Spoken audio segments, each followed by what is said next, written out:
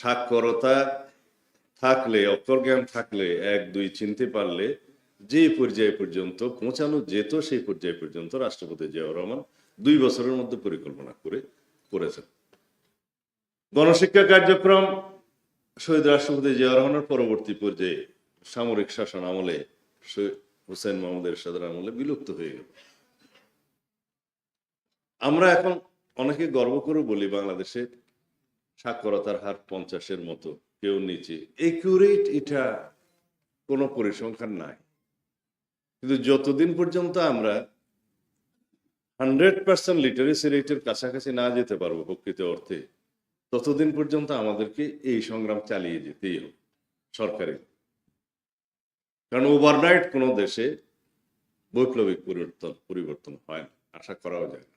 কিন্তু আমরা এখন যেটা যাচ্ছি সেটা বৈপ্লবিক পরিবর্তনের আশা, পরিকল্পনা, চিন্তা, এবং সেটা বাস্তব ভিত্তিক পরিকল্পনা প্রণয়ন। সেই জন্যই বলছি 31 দফাটা হচ্ছে নীতি, আর এগুলো হচ্ছে পরিকল্পনা, কর্মসূচি। সরকারি পর্যায়ে 4 ধাপে কাজ করা। ফ্রেমিং অফ পলিসি ফার্স্ট, সরকার নীতি ঘোষণা করবে যে আমরা অর্থনৈতিক মুক্তি চাই, আমরা চাই শতভাগ সাক্ষরতা, আমরা চাই শতভাগ শিশুরা স্কুলে যাবে। তাহলে কি করতে হবে? সেজন্য দেশনেত্রী বেগম খালেদা জিয়া করেছিলেন শিক্ষার বিনিময়ে খাদ্য কর্মসূচি। এইটা অন্তত আমাদের মনে আছে এই প্রজন্মের। সেটা পরিকল্পনা প্রণয়নের সময় আমি দেশনেত্রী বেগম খালেদা জিয়ার সহকারী একান্ত সচিব ছিলাম, ঘনিষ্ঠভাবে সেটা আমরা মনিটর করতাম। শিক্ষার খাদ্যের বিনিময়ে শিক্ষা কর্মসূচি। বৈপ্লবিক পরিবর্তন সাধিত হলো দেশে। যেই মা বাবা তার সন্তানকে দারিদ্র্যের কারণে বিদ্যালয়ে পাঠাতেন না, অতি উৎসাহে তিনি পাঠাতেন তার ছেলেকে। আমার এলাকায় হয়েছে, যে ইউনিয়নে সেই কর্মসূচি চালু করেছি তার পার্শ্ববর্তী ইউনিয়নে নাই, ওখান থেকে ছেলেরা এসে মেয়েরা এসে এখানে ভর্তি হয়েছে। পার্শ্ববর্তী ইউনিয়ন। বৈপ্লবিক পরিবর্তন হয়েছে। দেশনেত্রী বেগম খালেদা জিয়া এই কর্মসূচি এবং মেয়েদের জন্য অবৈতনিক শিক্ষা, বৃত্তি, উপবৃত্তি প্রদান, এই কর্মসূচি, এই দুইটা বিশ্বব্যাপী প্রশংসিত হয়েছে, গৃহীত হয়েছে সারা বিশ্বে। বিশ্বব্যাংকে এগিয়ে আসলো, বললেন আমরা প্রকল্প সহযোগিতা দেব। প্রধানমন্ত্রী বললেন আমি দেশের টাকা দিয়ে এটা বাস্তবায়ন করব। সেজন্য তিনি দেখেন এগুলো যুগান্তকারী পদক্ষেপ। এগুলোর নাম কর্মসূচি পরিগ্রহণ। প্রথম হয় পলিসি ফ্রেমিং, দ্বিতীয়ত হবে programming, this is called programming. তারপরে হয় ইমপ্লিমেন্টেশনের জন্য প্রজেক্ট প্রণয়ন। প্রজেক্টটা প্রণয়ন করবো আমরা ইনশাআল্লাহ, সরকারে যদি যাই আল্লাহর রহমতে, জনগণের সমর্থনে, তখন আমরা প্রজেক্ট প্রণয়ন করব। এটাকে বলা হয় প্রকল্প। চতুর্থ ধাপের বিষয়টা হচ্ছে মনিটরিং এন্ড ইভ্যালুয়েশন, মানে প্রকল্পটা আমরা কিভাবে কার্যকর করলাম সেটা মনিটর করা, ইভ্যালুয়েট করা, ট্রায়াল এন্ড এরর করা, তারপরে সেটা সুষ্ঠুভাবে কাজ হচ্ছে কিনা সেটা পরিকল্পনা কমিশন দেখবে। কয় ধাপ? 4 ধাপ। প্রশিক্ষণ আসলে আমি দিতে চাইনি, এটা যেহেতু সবাই রাষ্ট্র পরিচালনা করবে ভবিষ্যতে, সেই জন্য কথাগুলো এখন বলা। বিএনপি, আমরা দেশের মানুষের কাছে সমর্থন চাইছি, ভোট চাইছি। জনগণ আমাদের কাছে কি চায় তা তো আমাদের দিতে হবে। আমরা তো কেবল ধর্মের একটা ট্যাবলেট বিক্রি করতে চাই না। আমরা চাই জনগণের কল্যাণের জন্য, অর্থনৈতিক মুক্তির জন্য আমাদের সুষ্ঠু পরিকল্পনা কি আছে সেটা জনগণের সামনে রাখা। আমি কদিন এলাকাতে ছিলাম, এই প্রথমবারের মতো ক্যাম্পেইন এ গেলাম, নির্বাচনী ক্যাম্পেইন। তা আমাকে বলছে যে আপনারা এই লিফলেট দিয়েছেন, লিফলেটের বিপরীতে আমাদের ওখানে আবার সেই লিফলেটের বিপরীতে ভোট চাওয়ার উল্টা পৃষ্ঠাতে 31 দফাটা দিয়েছে। তো বলে যে ভাই সাহেব, 31 দফা লম্বা চূড়া, এত কেমনে বুঝবো, সহজ কথা বলেন। জনগণ বুঝতে চায়, এই সহজ করে আপনাদেরকে বলার জন্য এই 7টা, আজকে 8টা, এই সহজ করে বলার জন্য এগুলা। এখন নগরায়ন, আবাসন, ভূমির সুষ্ঠু ব্যবস্থাপনা ইত্যাদি কঠিন কঠিন শব্দ না বলে সহজ করে আপনারা এই কথাগুলো বলবেন লিখলেন। এগুলো হচ্ছে 31 দফার নির্যাস।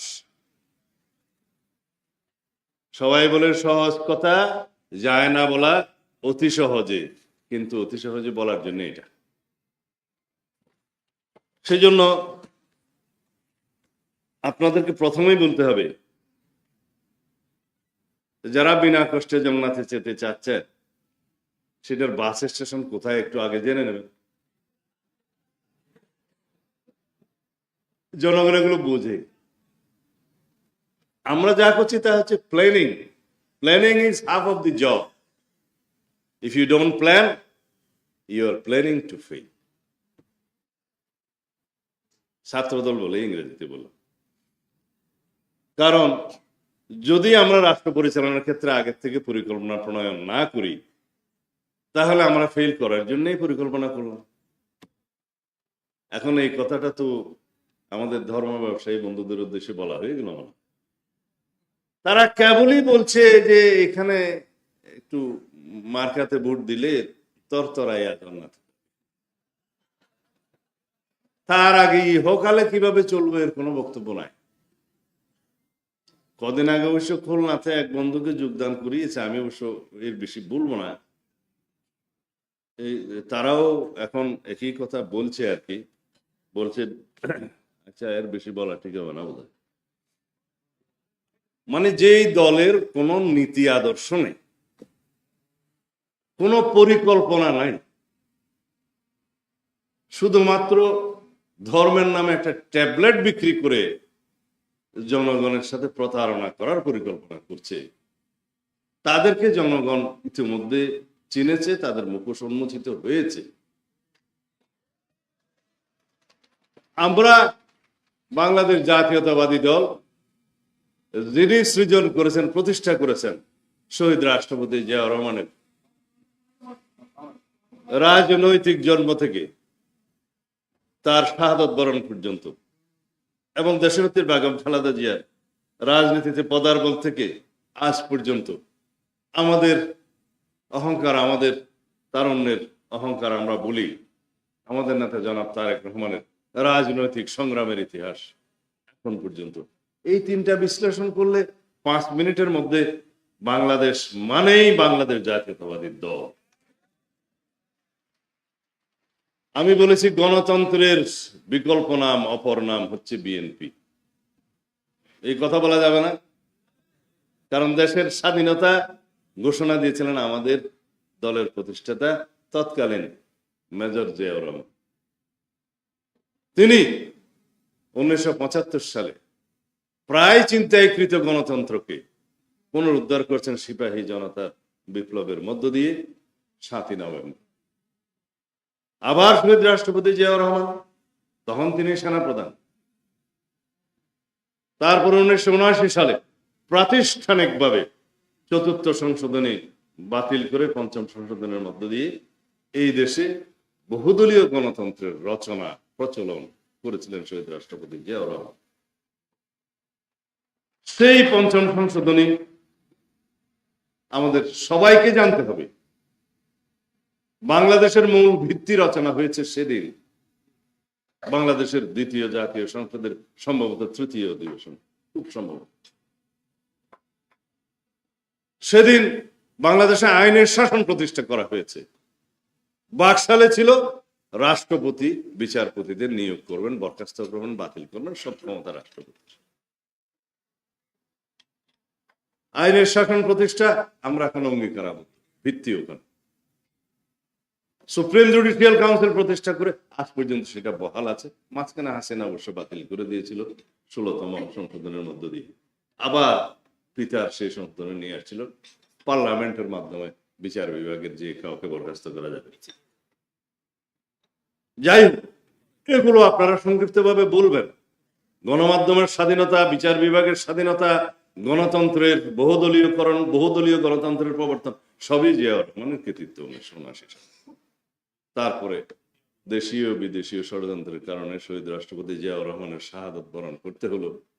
তারপরে শুরু হলো দেশনেত্রী বেগম খালেদা জিয়ার রাজনীতিতে আগমন, এদেশের গণতন্ত্রের পুনরুদ্ধারের জন্য লড়াই সংগ্রাম করতে করতে স্বৈরাচার সামরিক শাসন বিরোধী আন্দোলনে বিজয়ী হয়ে 1991 সালে এদেশে সংসদীয় পদ্ধতির রাজনীতি চালু করল, সরকার পদ্ধতি চালু করল। সেই কৃতিত্ব বিএনপির। 1996 সালে জনগণের দাবিতে আমরা গ্রহণ করলাম, সেই সংসদে আমিও একজন সদস্য ছিলাম, সংসদ সদস্য। 1996 সালে আমরা তত্ত্বাবধায়ক সরকার পদ্ধতি প্রচলন করলাম। এই যে গণতন্ত্রের ভিত্তি রচনা, গণতান্ত্রিক প্রতিষ্ঠানগুলোর প্রাতিষ্ঠানিকীকরণ, সাংবিধানিক প্রতিষ্ঠানগুলোকে শক্তিশালীকরণ, ধীরে ধীরে বাংলাদেশের জন্য একটি শক্তিশালী গণতান্ত্রিক রাষ্ট্র হিসেবে পরিণত হয়ে ওঠা, সবই বিএনপি, শহীদ রাষ্ট্রপতি জিয়াউর রহমান, দেশনেত্রী বেগম খালেদা জিয়ার রহমান। তার পরবর্তীতে ইতিহাস পাল্টে দেয়া, আবারও বাকশালের মতো একদলীয় শাসন ব্যবস্থা এবং রাষ্ট্র ব্যবস্থার খায়েশ পূরণ করার জন্য মুজিবের কন্যা হাসিনা ফ্যাসিবাদী শাসন ব্যবস্থা কায়েম করল। মুখোশ সাংবিধানিক সরকার, সংসদীয় সরকার, মুখোশ গণতন্ত্রের, ভিতরে বাকশাল। এই ছিল তার শাসন ব্যবস্থার মূল কথা। তত্ত্বাবধায়ক সরকার পদ্ধতি বিলুপ্ত করলেন এবং 14, 18, 24 পর্যন্ত এই অগণতান্ত্রিক শাসন ব্যবস্থা, ফ্যাসিবাদী শাসন ব্যবস্থা কায়েমের মধ্য দিয়ে পৃথিবীর ইতিহাসে সবচাইতে জঘন্য একদলীয় একনায়কতান্ত্রিক ফ্যাসিবাদী অগণতান্ত্রিক শাসন ব্যবস্থা প্রতিষ্ঠা করলেন। বিএনপির ইতিহাসের বিপক্ষে সংক্ষিপ্ত এই ইতিহাসটা আপনারা মাঠে ঘাটে সবাইকে বলবেন। এগুলো হচ্ছে সহজ কথা, যায় বলা অতি সহজ। এই কথাগুলো আপনারা বলবেন। জনগণ বেশি ইতিহাস চায় না। আমাকে যখন জিজ্ঞেস করছে, ভাই সাহেব 31 দফা 1 থেকে 31 পর্যন্ত কে পড়বে, কতজন পড়বে? গ্রামের আমজনতা মানুষ, অনেক মানুষ শিক্ষা দীক্ষা গ্রহণ করতে পারে নাই, বয়স্ক মানুষ, তাদের পড়াশোনা নাই, তাদের জন্য কি করবেন? তাদের জন্য বলবেন হলো আজকের এই কথাগুলো। কৃষককে বলবেন এই কৃষক কার্ড, এটা থাকলে বলবেন আপনি কৃষি ঋণ পাবেন সহজে, সার বীজ পাবেন ন্যায্য মূল্যে, বিনামূল্যে অন্য সেবা পাবেন, কৃষকের সমস্ত তথ্য পাবেন, আবহাওয়া তথ্য পাবেন, সবকিছু পাবেন এই একটা টেলিফোন পিকআপ। ফ্যামিলি কার্ড, মা বোনদের কাছে গিয়ে বলবেন যে পরিবারের, আমরা বলি নারীর ক্ষমতায়, এটা তো শুধু বক্তৃতার মতো বললে হবে না, নারী বুঝতে হবে যে তার আসলে ক্ষমতা আছে। তখন বলবেন যে এই ফ্যামিলি কার্ডটা হচ্ছে আপনার ক্ষমতা, এই পরিবারের আপনি প্রধান, এই ফ্যামিলি কার্ড যদি আপনার থাকে এই পরিবারের মধ্যে আপনার নিরাপত্তা 1 নম্বরে থাকবে। জামাই বাবু খুব সহজে তাকে বকাশকা করতে পারবে না অন্যায় বলে যে এই ফ্যামিলি কার্ডটা হচ্ছে আপনার ক্ষমতা, এটাই আপনার ক্ষমতায়ন, এটার মালিক আপনি। বিনামূল্যে চাল ডাল নিত্য প্রয়োজনীয় দ্রব্যাদি একটা নির্দিষ্ট অঙ্কের আপনি প্রতি মাসে পাবেন। আপনার ফ্যামিলি নিয়ে, সংসার নিয়ে টানাপোড়েন আর করতে হবে না। এটা হচ্ছে ক্ষমতায়ন। পাশাপাশি কি সোশ্যাল সিকিউরিটি, যেটা নিরাপত্তা, সেই নিরাপত্তার মালিক কি? সেই ভদ্র মহিলা যিনি পরিবারের প্রধান। তাহলে কার্ডটা এখানে নারী উন্নয়ন, হ্যাঁ উন্নয়ন শব্দটা বলছি, নারী উন্নয়ন মানে তখন তাকে বলতে হবে যে আপনার সন্তানদেরকে আপনি উন্নত মানের শিক্ষা দিতে পারবেন, উন্নত মানের শিক্ষা দিতে পারবেন, সে আপনার জন্য, দেশের জন্য, সমাজের জন্য, পরিবারের জন্য সম্পদ হবে। এটাই হচ্ছে ডেভেলপমেন্ট। তাহলে এই মা বোনদেরকে 3টা কথা বলবো: আপনার সামাজিক নিরাপত্তা, আপনার ক্ষমতায়ন এবং আপনার উন্নয়ন, আপনার পরিবারের উন্নয়ন, তার মূল চাবিকাঠি হচ্ছে এই ফ্যামিলি কার্ড। এই সহজ কথা বলা যাবে না। আমি সব মাস্টার ট্রেনাররা কিভাবে ট্রেনিং দেবে জানি না। আমি তো একটু আম জনতা মানুষ তো আমরা, আমার রিজভি ভাই বলতেছিলাম আমরা তো একটা আম জনতা মানুষ। আমি বললাম যে আমদের সাথে যদি আমভাবে কথা না বলা হয়, ইংরেজিতে কথা বলা হয়, তাহলে কাম হবে না। আমাদের দেশে একজন চেয়ারম্যান সাহেব ছিল, তো সে ওই জনগণকে তার মাহাত্ম্য বোঝানোর জন্য মাঝে মধ্যে ইংরেজি বলত। তো তার কিছু মুসাহেব ছিল পাশে, বলতো যে বাহ বাহ বাহ। কিন্তু জীবনে তার কথা পাবলিক বুঝে নেই। এখন আমরা পাবলিককে বোঝানোর এই সহজ বাজাগুলো বলতে হবে, যে নারীকে বলতে হবে ক্ষমতা, নিরাপত্তা এবং উন্নয়ন, তিনটার চাবিকাঠি ফ্যামিলি কার্ড। ফ্যামিলি কার্ড আজকাল সবাই বুঝবে, না বুঝলে বলবেন যে এটা পারিবারিক কার্ড, একটা কিছু বলে।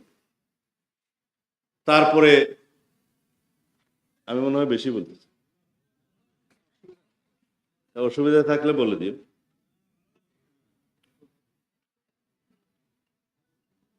সেই জন্য এই প্রশিক্ষণ কর্মশালার আলোচনা সবার যা কিছুই আমরা বলি, এগুলোকে সহজ করে বলার জন্য অতি সহজে এই কথাগুলো গ্রাম পর্যায়ে ভোটারদের কাছে নিতে হবে। বলতে হবে আমরা এই ইহকালে দিন দুনিয়াতে আপনাদের উন্নয়নের জন্য, এবং বলতে হবে অর্থনৈতিক মুক্তির জন্য, সমগ্র দেশের সকল জনগণের অর্থনৈতিক সামর্থ্য বৃদ্ধির জন্য আমরা এই পরিকল্পনা নিয়েছি। আমরা যদি ওখানে যেয়ে বলি যে শিক্ষাই জাতির মেরুদণ্ড, সবাই মুখস্থ করবে, কিন্তু আসল মেরুদণ্ড সোজা করতে হবে কৃষকের। শিক্ষার মাধ্যমে জাতির মেরুদণ্ড নির্মিত হবে, শক্তিশালী হবে। কিন্তু কৃষকের মেরুদণ্ড যদি দুর্বল হয়, সে হাঁটতে পারবে না, যেতে পারবে না। এই কৃষি কার্ডের মধ্য দিয়ে বলতে হবে যে কৃষকরাই যে জাতির প্রধান শক্তি এবং অর্থনৈতিক মেরুদণ্ড, জাতির মেরুদণ্ড, সেটা বিএনপি আপনাদের সামনে তুলে ধরেছে। এই দেখেন, আমরা ক্ষুদ্র কৃষক, মাঝারি কৃষক, বড় কৃষক, এগুলা অনেক বিস্তারিত বর্ণনা ওই মাঠ পর্যায়ে ওইভাবে বলার প্রয়োজন হবে না। বলবেন যে সকল কৃষকই এটা পাবে পর্যায়ক্রমে, আগে প্রান্তিক কৃষকরা পাবে, ক্ষুদ্র কৃষকরা পাবে, সহায়তা পাবে, এটা সরকারি পরিকল্পনায় জানতে পারবে। অত বিস্তারিত না বলে গ্রামের মধ্যে বলতে হবে এই কৃষি কার্ড কৃষকের মুক্তির সনদ। কি বলবেন? এই কৃষক কার্ড কৃষকের মুক্তির সনদ। কৃষক যদি শক্ত হয়, মুক্ত হয়, অর্থনৈতিকভাবে মেরুদণ্ড শক্ত হয়, তাহলে জাতি দাঁড়িয়ে যাবে। এটাই আসলে প্রকৃত বক্তব্য। স্বাস্থ্য কার্ডের কথা ডক্টর জিয়া বলবে, কিন্তু আমরা রোগী হিসাবে একটু বলি, আমরা রোগী হিসাবে সরকারি হাসপাতালে কি কেউ যেতে স্বাচ্ছন্দ্য বোধ করি? এক কথায় বলেন তো। কিন্তু এই স্বাস্থ্য কার্ড প্রচলনের পরে সবাইকে বলতে হবে আপনি খুশি মনে সরকারি হাসপাতালে যাবেন, কারণ আপনার এই নিরাপত্তা দিবে এই স্বাস্থ্য কার্ড। এটা থাকলে ডাক্তার সাহেবরা কোনো হাসপাতালে আপনাকে বিনা চিকিৎসায় ফেরত দিতে পারবেন। এবং আমরা একবার চিন্তা করছিলাম সংবিধান সংস্কার করার সময় যে স্বাস্থ্য সেবা এটাকে মৌলিক অধিকারের অন্তর্ভুক্ত করা যায় কিনা, শিক্ষাকে মৌলিক অধিকারের অন্তর্ভুক্ত করা যায় কিনা, সেটা দীর্ঘ আলোচনা, এই প্রশিক্ষণ আমি এখানে দেব না। কারণ মৌলিক অধিকারে যদি কোনো কিছু অন্তর্ভুক্ত হয়, এটা সাংবিধানিক ভাষা হচ্ছে যে state must ensure that fundamental right through enforcement of law. মানে হচ্ছে যেটাই মৌলিক অধিকার অন্তর্ভুক্ত হবে, রাষ্ট্রকে সেটার শতভাগ নিশ্চয়তা বিধান করতে হবে, যেটা পরিপূরণ করতে হবে। আমরা সেই পর্যায়ে অর্থনৈতিকভাবে এখনো উন্নীত হইনি। সেজন্য আমরা কর্মসূচি পরিকল্পনার মধ্য দিয়ে এটাকে রাষ্ট্রীয় মূলনীতিতে নিয়ে এসেছি। মূলনীতিটাতে রাখলে রাষ্ট্র ক্রমান্বয়ে তার ফিনান্সিয়াল অ্যান্ড কালচারাল যে রাইট, সেটা এনশিওর করবে সাংবিধানিকভাবে। তোমাদের সবাইকে তো পর্যায়ক্রমে সংবিধান জানতে হবে, বুঝতে হবে, জনগণকে বলতে হবে, প্রতিনিধিত্ব করতে হবে। এটা হচ্ছে যে সহজ ভাষায় সংবিধান শিক্ষা। যদি কোনোদিন সময় হয়, এভাবে মজলিস মাহফিল ডেকে আমরা আমাদের এই মাস্টার ট্রেনারদেরকে সহজ ভাষায় সংবিধান শিক্ষা দেবো ইনশাআল্লাহ। বিএনপির সাথে তখন কেউ পারবে? সারা দেশে যারা বয়ান দিচ্ছে যে জ্ঞান ভিত্তিক প্রযুক্তি ভিত্তিক মেধা ভিত্তিক রাজনীতি করতে হবে। আসলে চর্চা কি আমরা করছি? চর্চা করতে গেলে এইভাবেই দিতে হবে। আমরা বুড়ো হয়ে গেছি, আমরা প্রশিক্ষণ দিয়ে তারপর বিদায় নেব। বিএনপিকে এমন ভাবে জ্ঞান ভিত্তিক, মেধা ভিত্তিক, প্রযুক্তি ভিত্তিক রাজনীতির চর্চা করতে হবে যাতে করে অন্য কোন সংগঠন ধারে কাছেও না আসতে পারে। শুধুমাত্র গুলিস্তান থেকে পুরানা পাল্টান মানি না স্লোগান দিলে হবে? যখন বিরোধী দলেও থাকবো আমরা, তখনও আমাদেরকে জ্ঞান ভিত্তিক এই সমস্ত সংগ্রাম করতে হবে, যুদ্ধ করতে হবে, ফাইট করতে হবে। আজকাল এই যে সোশ্যাল মিডিয়াতে, আমি অবশ্য খুব একটা এগুলো দেখি না, এই যে সোশ্যাল মিডিয়াতে চলছে গালিগালাজ চলছে, চরিত্র হনন চলছে, ক্যারেক্টার অ্যাসাসিনেশন চলছে। এখন পলিটিক্যাল ক্যারেক্টার অ্যাসাসিনেশনের সংখ্যা হচ্ছে সবচেয়ে বেশি, এবং কিছু কিছু মিডিয়াতে দেখছি। তা আমরা তো এগুলো ঘাটাঘাটি করি না, কিন্তু তোমাদের বয়স আছে, সবচেয়ে বেশি কাউন্টার ফাইটটা ওখানে দিতে হবে। কারণ যে 2-4 লাইন লিখে কিছু কিছু বুদ্ধা, জানো কার না জানো, কেউ কেউ বলে কি জান, আচ্ছা বললো, মানে বিদেশ থেকে কেউ কেউ এভাবে এমন ভাবে লিখছে যেন তারাই হচ্ছে সবচেয়ে জ্ঞানের জাহাজ, বাকি সব মূর্খ, এবং তারা যা বলছে এগুলা তাদের একটা ক্লাস চর্বিত চর্বণ করে ছাড়ছে। কোনো অ্যাকাউন্টেবিলিটি না, কোনো রেসপন্সিবিলিটি না, দেশপ্রেমের কোনো বালাই, এই দেশের কি হবে সেটা নজরে না। আমাদের সেজন্য সবার আগে চিন্তা হবে আমরা যা লিখছি, যা বলছি, তার দ্বারা দেশের কোনো স্বার্থহানি হচ্ছে কিনা। সেজন্য আমাদের স্লোগানকে আমাদের নেতা দিয়েছেন, সবার আগে বাংলাদেশ। এর চাইতে সহজ কোনো বক্তব্য আছে? সমস্ত কর্ম পরিকল্পনায়, সমস্ত রাজনৈতিক কর্মসূচিতে, সকল বিষয়ে আমাদের মাথায় থাকতে হবে এখানে আমার দেশের স্বার্থটা উপরে, সবার উপরে বাংলাদেশ। সেটা পররাষ্ট্রনীতি হোক, সেটা যুদ্ধনীতি হোক, সেটা অন্যান্য কূটনৈতিক বিষয় হোক, দ্বিপাক্ষিক সম্পর্ক হোক, বহুপাক্ষিক চুক্তি হোক, আন্তর্জাতিক ট্রিটি হোক, মেমো অফ আন্ডারস্ট্যান্ডিং হোক, সব জায়গায় আমাদের দেশের স্বার্থটা আমরা উপরে রাখবো। সেই জন্য আমরা সবার আগে বাংলাদেশ, এই নীতি। আমরা শহীদ রাষ্ট্রপতি জিয়াউর রহমানের অনুসারী, আমরা দল করি বাংলাদেশ জাতীয়তাবাদী দল। সেই দলের প্রতিষ্ঠাতা এদেশের সর্বশ্রেষ্ঠ মুক্তিযোদ্ধা, সেই দলের প্রতিষ্ঠাতা এদেশের স্বাধীনতার মহান ঘোষক, সেই দলের প্রতিষ্ঠাতা বহুদলীয় গণতন্ত্রের প্রচলক, সেই দলের প্রতিষ্ঠাতা জীবন দিয়েছে দেশের জন্য, সেই দলের প্রতিষ্ঠাতার রক্তের উপর দাঁড়িয়ে আমরা বাংলাদেশের রাজনীতি করি, যার রক্ত বাংলাদেশের মাটির গভীরে পতিত হয়েছে, গণতন্ত্র শক্তিশালী হয়েছে। আজ পর্যন্ত তার সুযোগ্য উত্তরসূরি হিসেবে আমাদের নেতা জনাব তারেক রহমান আন্দোলন সংগ্রাম করতে করতে, ত্যাগ স্বীকার করতে করতে, রাজনৈতিকভাবে অভিজ্ঞ হতে হতে, ফ্যাসিবাদ বিরোধী এই গণতান্ত্রিক আন্দোলনে শীর্ষ নেতা হিসাবে পরিচালনা করতে করতে যে রাজনৈতিক জ্ঞান এবং মেধা সম্পন্ন হয়েছে, আমরা তাকে অহংকারের সাথে বলতে পারি, যার ধমনীতে শহীদ রাষ্ট্রপতি জিয়াউর রহমানের রক্ত প্রবাহিত, যার ধমনীতে দেশনেত্রী বেগম খালেদা জিয়ার রক্ত প্রবাহিত, যার কর্মপরিকল্পনায়, মেধা, জ্ঞানে, শ্রমে বাংলাদেশের স্বার্থ ছাড়া আর কিছুই নেই, তিনিই কেবল বলতে পারেন সবার আগে বাংলাদেশ। আমরা সেই সবার আগে বাংলাদেশ প্রতিষ্ঠা করি, গণতন্ত্রকে শক্তিশালী ভিত্তির উপরে আমরা কায়েম করি, গণতান্ত্রিক প্রতিষ্ঠানগুলো শক্তিশালী ভিত্তির উপর নির্মাণের মধ্য দিয়ে, সাংবিধানিক প্রতিষ্ঠানগুলো শক্তিশালী ভিত্তির উপর নির্মাণের মধ্য দিয়ে কেবলই বাংলাদেশের শক্তিশালী গণতান্ত্রিক আগামী রাষ্ট্র বিনির্মাণ হতে পারে, সাম্য এবং ন্যায় বিচার ভিত্তিক বাংলাদেশ বিনির্মাণ হতে পারে। সেই বাংলাদেশ বিনির্মাণের জন্য আমাদের আপনাদের সবাইকে আগামীতে ভোটাধিকার প্রয়োগের ক্ষেত্রে সবাইকে সচেতনতা সৃষ্টি করতে হবে। সেই কাজটাই আপনারা করবেন।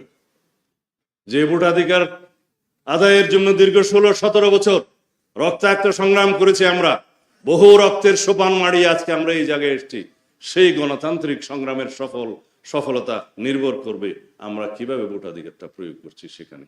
এই রাস্তায়, এই গণতান্ত্রিক উত্তরণে যারাই বাধার সৃষ্টি করবে বিভিন্ন আইনি বিনিয়ে, তাদেরকে জনগণ প্রত্যাখ্যান করবে বলে আশা করি।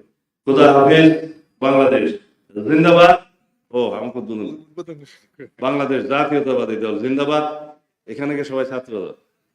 বাংলাদেশ জাতীয়তাবাদী ছাত্র দল জিন্দাবাদ। আমি আমার এই বক্তব্যের মধ্য দিয়ে আজকের এই মহান